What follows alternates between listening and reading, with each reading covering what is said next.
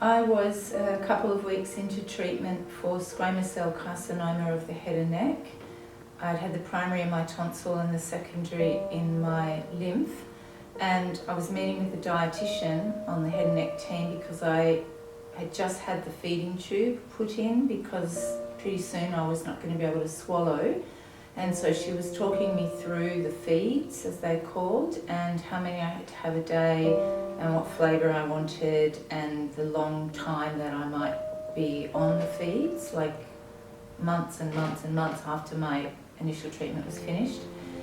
And then at that point I just burst into tears because she told me, the cost of them and how long I was going to have to be on them. And what had happened for me was, leading up to the diagnosis of my cancer, I'd been unwell for a while, and was then still a single mother of a then 16-year-old.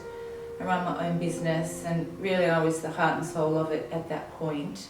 If I wasn't running, it really didn't run, and I'd just begun some much needed structural work on my home.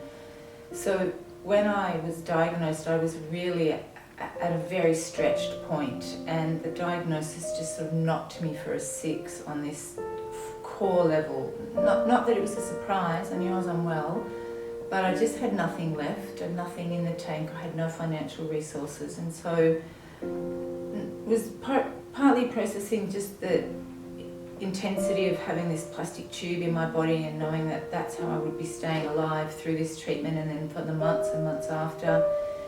And when I was sort of a blubbering mess in the dietitian's office, she said to me, look, we can apply to the hardship fund to help support the cost of your feeds.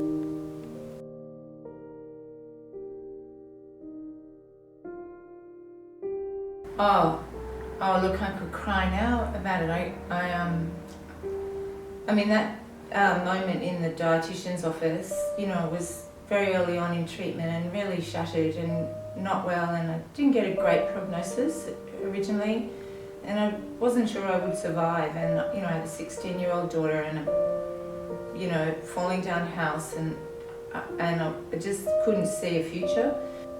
Having some of that support that alleviated the cost just gave me a bit more opportunity to come back to myself as a person in the treatment and breathe and just say, it's okay, Victoria, you're going to be okay. 3 years later, I realised the ongoing value of that support, that it didn't just offset the immediate financial hardship, but it helped me come out of this treatment more of the person I was than I went in. I didn't just come out of cancer treatment and sort of hobble myself back together. It really helped me come out and not just survive, but really go, you can thrive.